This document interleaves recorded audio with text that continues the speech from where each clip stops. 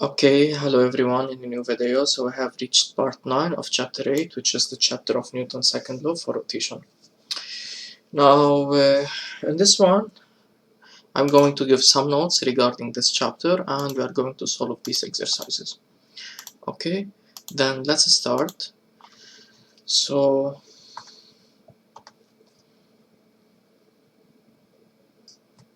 it is important to clarify how one should attack physics problems. So, let's recall in the case of translation what we used to do. So in the case of translation,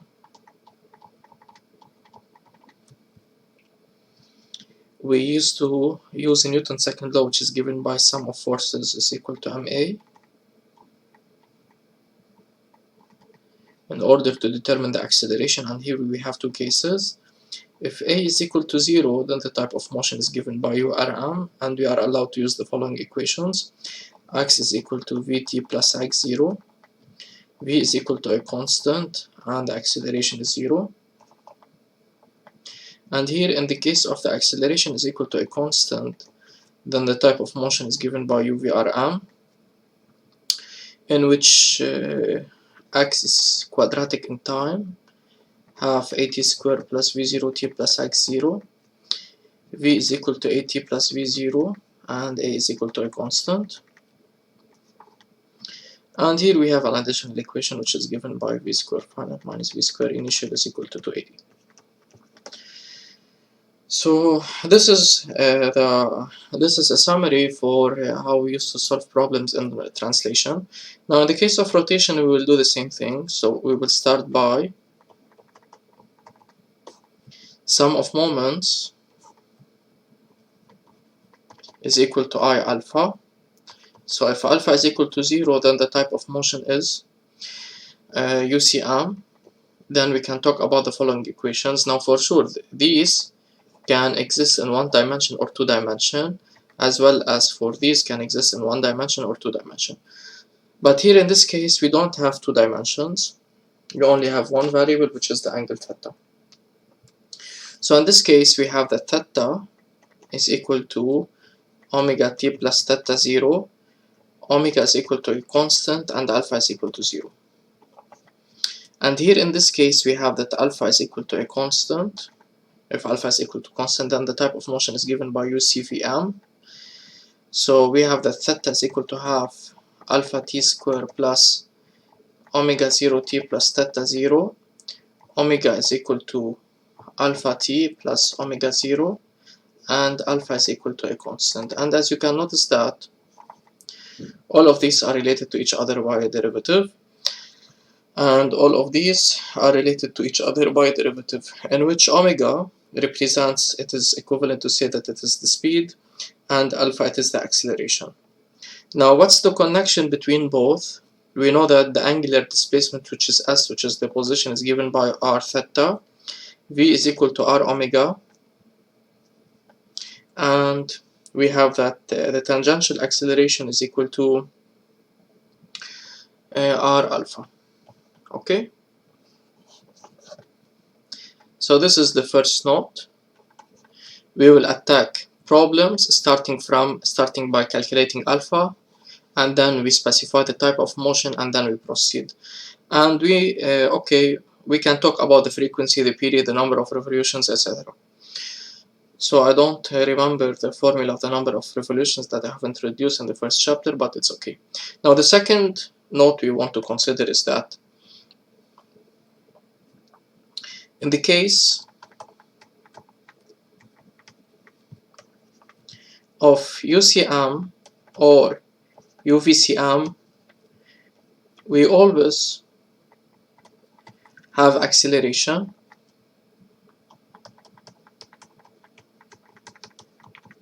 because acceleration is due to variation in velocity.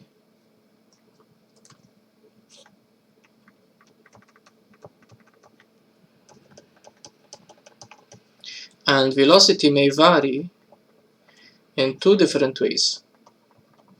either in speed, which is the magnitude, or let me say the magnitude, which is the speed,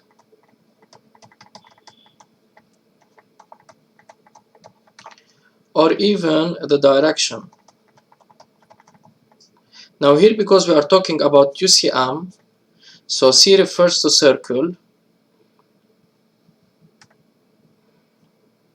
So C refers to circle. So along a circular path,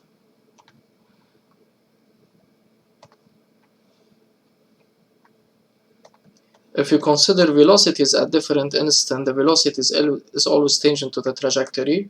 So if you consider velocities at different instants, although if the disk is moving at a uniform speed, but there is always change in direction. So the total acceleration, which is given by AXI plus AYJ, and the Frenet basis can be given as A is equal to AN vector plus A tangential vector. Previously, in the previous chapter, I used to write small t for tangential. We are not going to use the Cartesian basis in the case of rotation. We are going to use the Frenet basis. We don't use both, either we use one of them, and we always know that both are related.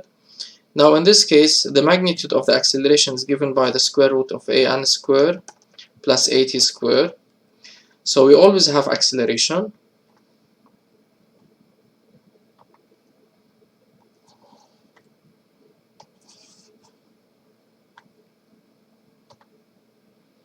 At for tangential, capital T or small t, it's the same. An for normal or centripetal, they call it, they name it.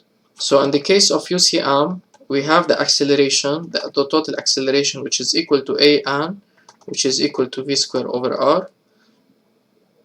So because this will be 0 and they will cancel.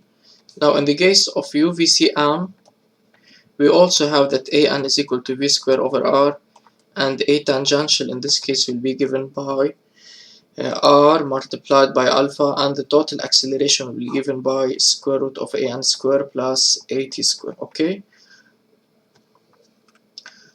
so this is important for the case of, so what do we mean actually by acceleration? Because we always have two types: acceleration coming from the change in direction, and acceleration coming from the change in the magnitude, which is the speed. Now let's try to solve the following exercises.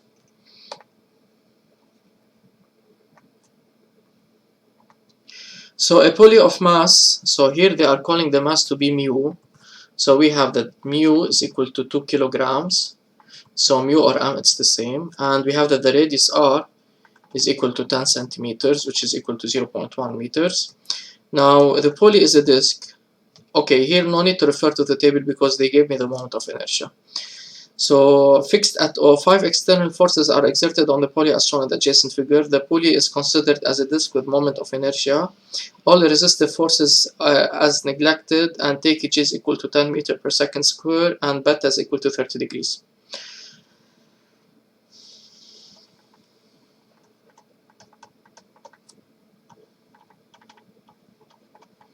Okay. Now also 10 meters per second square can be given by Newton per kilogram. Now number 1, they are telling me calculate the moment of inertia of the disk. So the moment of inertia by definition, so the system here is only the disk, we don't have any other particles, which is given by half mu r square, which is equal to half multiplied by 2 multiplied by 0.1 to the power 2.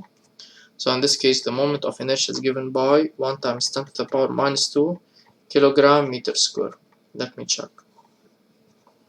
Yes, it's correct. Now number 2, they are telling me calculate the moment of each force with respect to O. So here whenever they specify with respect to O, so the axis of rotation is O, and this is reasonable because we have calculated the moment of inertia R with respect to the center O. So let's start by the moment of the force F1 around the axis delta. So let me say that this is the axis delta here, which is equal to F1 tangential multiplied by the distance d. Now d in this case is equal to the radius, F1 tangential. So this is the positive direction, so F1 will try to rotate the system in the negative direction, so it's minus F1 times the distance t, which is r. Okay, here I forget to say the following. If this is the radial direction, so notice that F1 is completely tangential, so no need for any cosine. For this reason I didn't place here anything, so this is equal to minus 2 multiplied by 0.1, which is equal to minus 0.2 in Newton meter. As for the moment of the force F2 around the axis delta, so it's equal to F2 tangential multiplied by the distance, which is the distance between the point of application of F2 and the axis of rotation, which is r.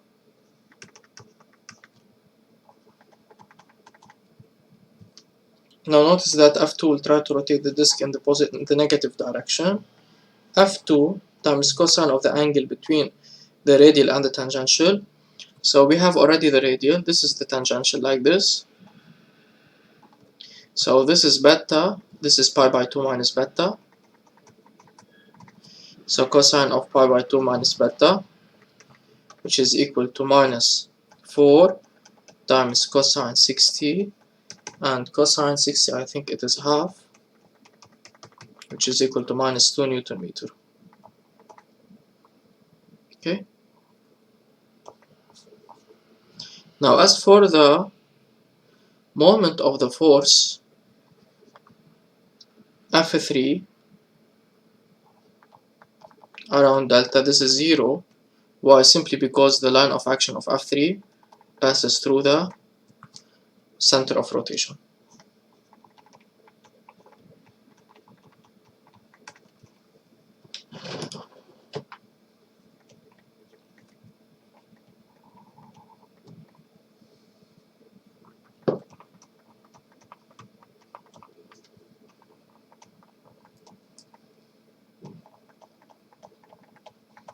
Similarly here, the moment of the force F4 around the axis delta is equal to 0. Line of action of F4 passes through the center of rotation.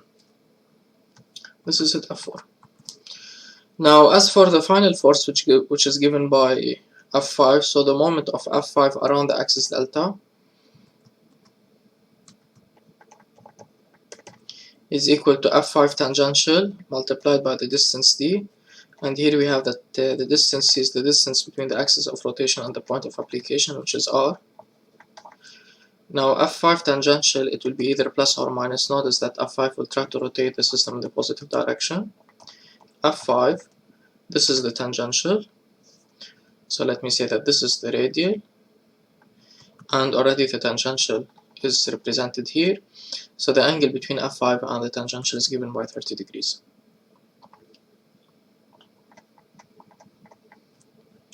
So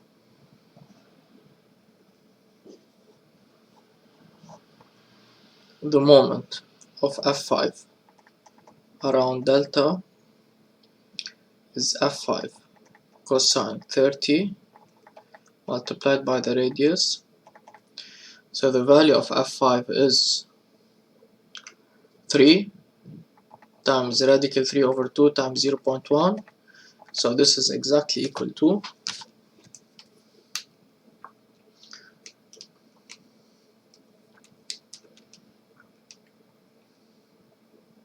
0.26 Newton meter.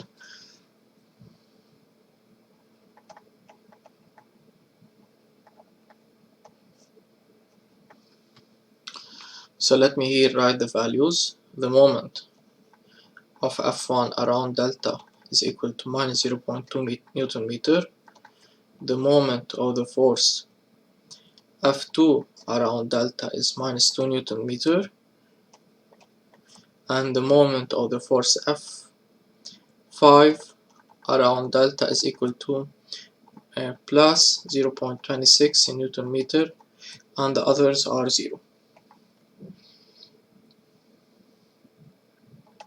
So I will not raise the value of the moment of inertia because we need it. And now also let me remind you that whenever they say moment they mean rotation. We have three different quantities till now. We have the moment of inertia. Inertia represents the mass. We have the moment of a force, which is mu or am, and we have the moment of a couple, which is am couple. Now in number 3 they are telling me determine by applying Newton's second law for rotation the angular acceleration of the pulley. So apply Newton's second law for rotation, and this is given by the sum of moments around delta, which is equal to I alpha, and we are interested in determining alpha. So we have the moment of the force F1 around delta plus the moment of the force F2 around delta plus the moment of the force F3 around delta plus the moment of the force F4 around delta plus the moment of the force F5 around delta is equal to I alpha. So this one is given by minus 0.2 plus minus 2 plus 0 plus 0 plus 0.26 is equal to I alpha.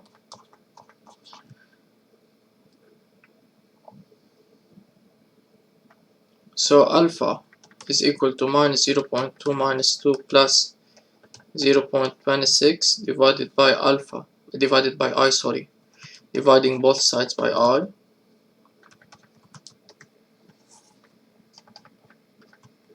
And the value of I is given by 1 times 10 to the power minus 2, plugging this on the calculator.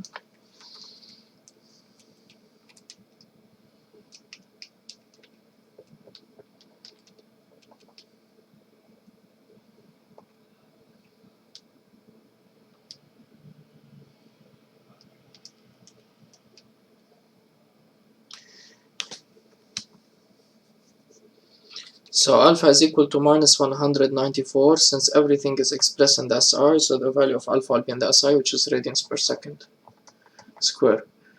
Then alpha is equal to minus 194 radians per second square. Now they are telling me calculate the angular speed of the disk after 2 seconds, knowing that it starts moving from rest at t is equal to 0.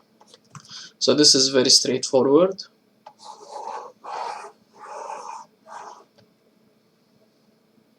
We are in part 4. So because they are asking me about speed, number of rotations, etc., something like this, then here we need to specify the type of motion. So let me say since alpha is equal to minus 194 verifies the general form alpha is equal to a constant, and we know that the trajectory is circular.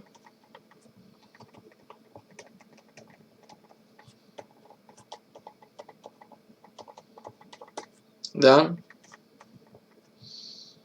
the type of motion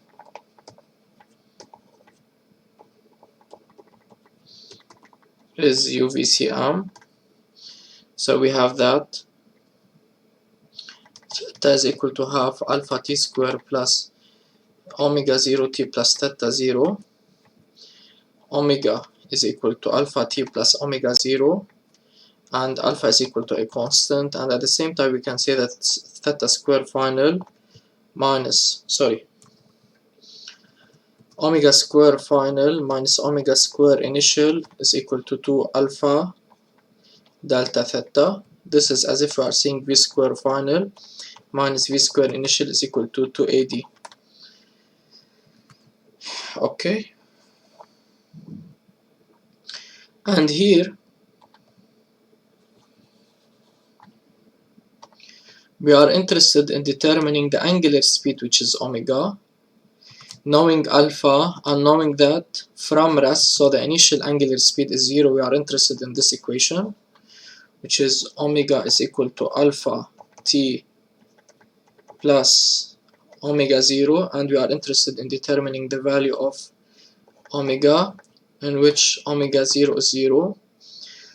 So omega is equal to, after 2 seconds, minus 194 multiplied by 2 is equal to minus 388. This is extremely fast, radians per second.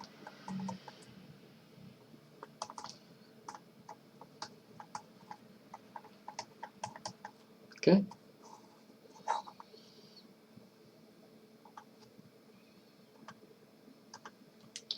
So this is it for this exercise. Now let's move to the other exercise, which is exercise number 15. So they are telling me a disk of mass mu is equal to 2 kg and radius 10 centimeters rotate in the clockwise direction with a constant angular speed theta prime is equal to 20 radians per second. So till this moment, the type of motion is UCM. We have that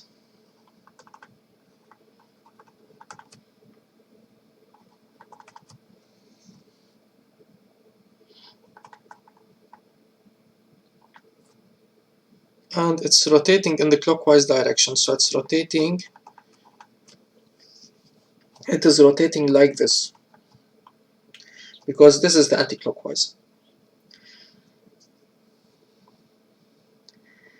And with the constant angular speed, so theta prime initial is given by 20 radians per second. About a fixed axis passing through its center O of mass, O. At t is equal to 0, the disk is submitted to the action of a braking couple. So this is not theta prime, this is omega, because I mix between derivative and notation. Omega 0, which is the initial speed, is given by 20 radians per second. Now at t is equal to 0, the disk is submitted to the action of a braking couple of forces applied tangentially to the disk, where the magnitude of each of the forces is given by 5 newtons. So the moment of inertia of the disk of mass mu and radius r with respect to an axis passing through its center of mass is I. We have the moment of inertia, and take g is equal to 10 meters per second square. Now in number 1, they are telling me determine by applying Newton's second law for rotation the angular acceleration theta w prime. Here theta w prime is simply alpha, okay? Because it is the second derivative, we need to derive it twice in order to determine the acceleration. So we need to determine the value of alpha, then deduce the nature of motion. Okay, so let me say apply Newton's second law for rotation.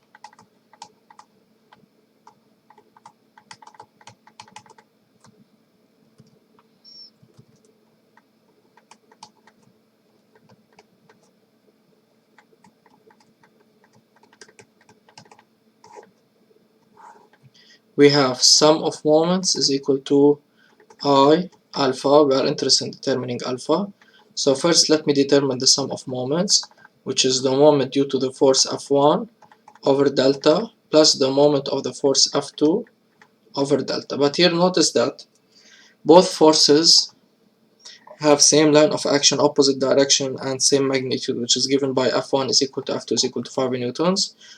Then this is equal to the moment of the couple between brackets F1 and F2 form a couple. So now in this case, the sum of moments is equal to the moment of the couple, which is equal to the magnitude of the tangential component of one of the forces multiplied by the distance d.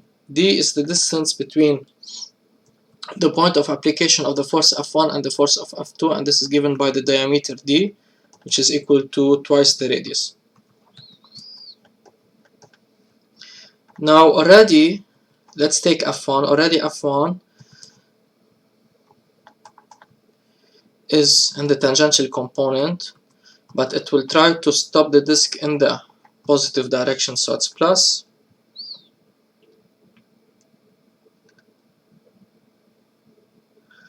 multiplied by its magnitude f, no need for a cosine.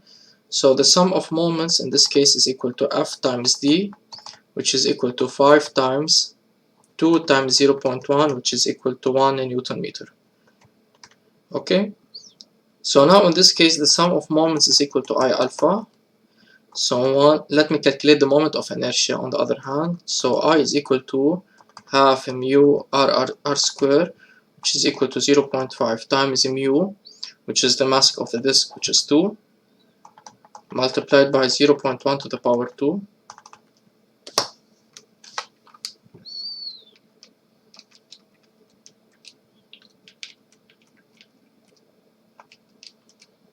And this is given by 0.01 kilogram meter square.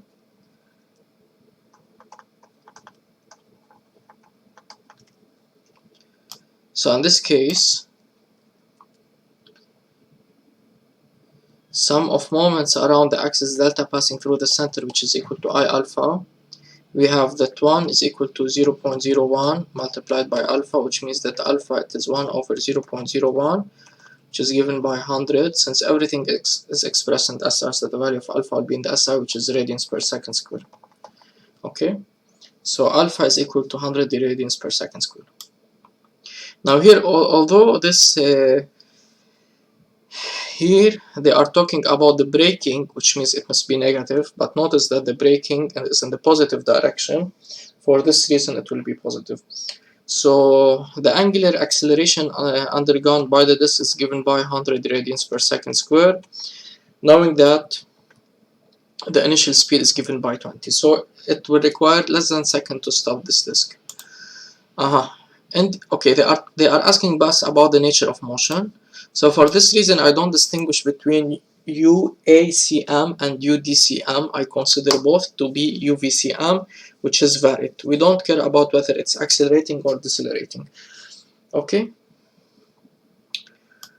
So okay, but here in order for the problem to be correct, please correct and consider here a minus sign.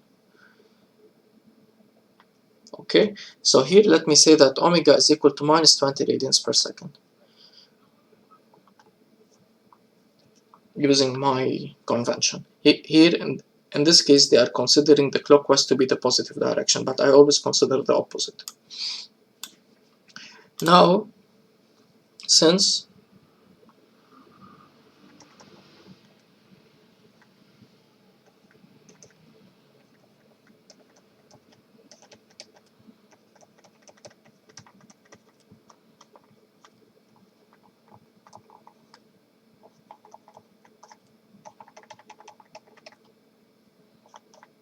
then the type of motion,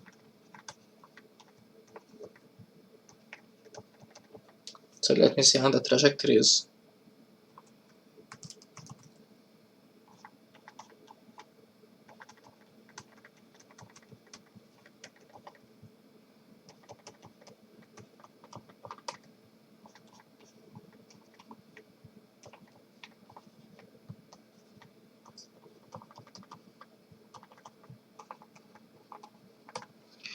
Okay. Now in number 2, they are telling me calculate the time needed for the disk to stop.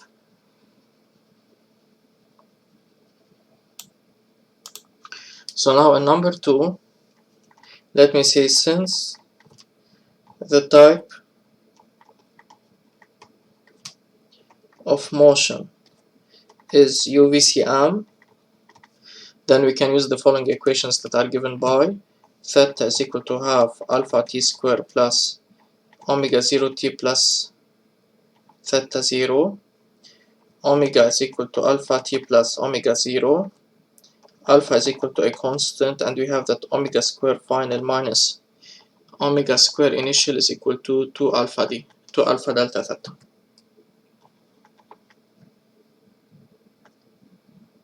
Okay, and we are interested in time. Time appears in the quadratic term and in the linear term, but because we have alpha and we have the initial angular speed, we will use this equation.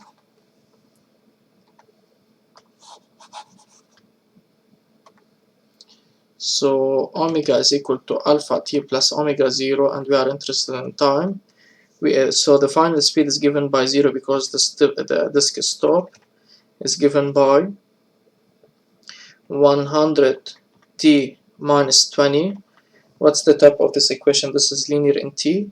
Then t is given by 20 divided by 100, which is equal to 0.2 seconds. So the time taken for the disk to stop is given by 0.2 seconds. Now, in number 3, they are telling me determine the number of turns during this time. So the number of turns, if I'm not wrong, is given by n, or the number of revolutions is given by n is equal to delta theta by 2 pi. How come I remember this formula? So if each one revolution corresponds to an angle of 2 pi, so if it has rotated an angle delta theta, it will correspond to an integer number n, say suppose. So if we crisscross and we are interested in determining the value of n, n is given by delta theta over 2 pi. So it's simply just rule of 3. And I know that n will be dimensionless quantity, so I'm dividing angle by angle. Now we need to calculate delta theta. Delta theta can be calculated from this. So delta theta is given by theta minus theta 0, which is equal to half alpha t square plus omega 0 t, which is equal to half multiplied by 100. So for the instant at which it stops, which corresponds to 0.2 seconds, plus omega 0, and the value of omega 0 is given by the initial speed, which is given by minus 20, multiplied by 0.2. So the initial speed is given by minus 20. Now plugging this on the calculator, for sure this must be positive, I suppose.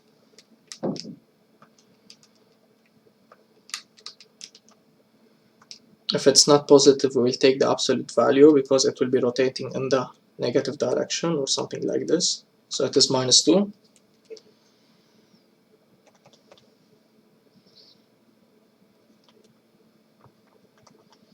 Let me double check the calculation.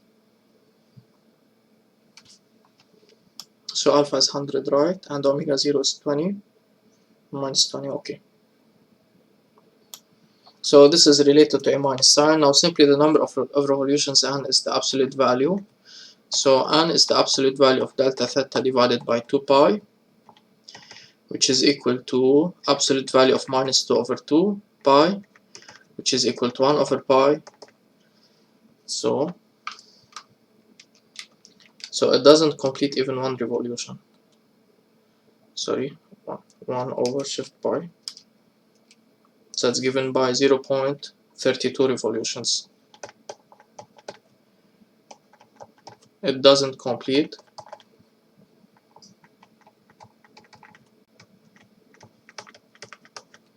one revolution even. Okay, this statement is not important.